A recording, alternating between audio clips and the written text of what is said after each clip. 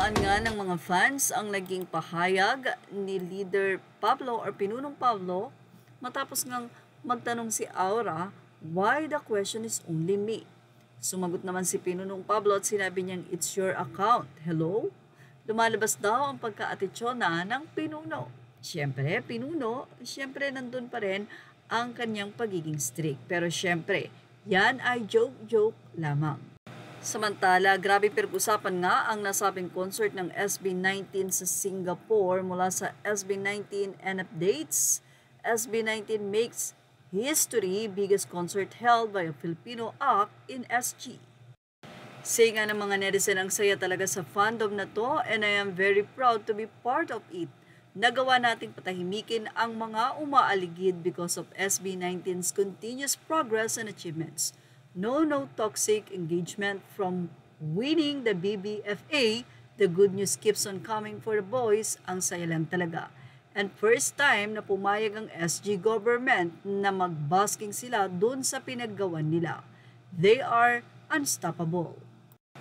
Mula naman sa Abante News Online at lagi ding nagbibigay ng update hinggil sa SB19, sinabi nilang SB19 dinumog school tour sa Indonesia. Pinatunayan muli ng SB19 ang kanilang pagiging global music icons nang dumugid sila ng Indonesia students nitong Miyerkules sa SMKN for Jakarta. At obvious, nakilala sila ng mga estudyante dahil na rin memorize ng mga ito ang kanilang kantang mapa. Samantala, sa nasabi nga pong post ng ito ng Abante sa kanilang Facebook ay nakaagaw pansin sa atin ng isang komento ng fan mula kay Maureen Ann. When you support our SB19, we give it back tenfold. That's the unwavering dedication we 18 have for our Mahalima.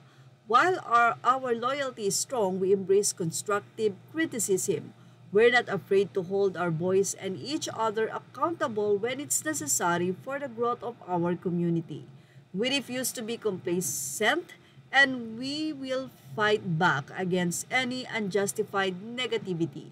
It's important to note that we don't engage in sensationalized, tabloid-style content regarding SB19. They are remarkable and have endured immense challenges. We stand firm in defending them against bullies, bashers, and trolls. We will not back down. Samantala, paano nga ba mag-pose ang SB19 sa sikat na Merlion sa Singapore? Narito po. Mula kay Ken, napaka-basic. Makikita nyo na isinasahod lang niya ang kamay sa nasabi nga pong fountain o ang tubig na bumubuga mula kay Merlion. Tila best shot naman itong kay Justin Bunso dahil napakaganda talaga ng pagkakuha sa nasabi nga pong habang umiinom sa nasabing Merlion water na si Justin. The normie, say nga ng nasabing post. Habang si Pinunong Pablo naman ay naligo sa nasabi nga pong Merlion Waterfalls. Well, ito namang si Josh ay the sexy back. Simple lang din. Habang si Stel naman, napatanong ang SB19, kung ano ba yan Stel? Ikaw talaga napakapalabiro mo.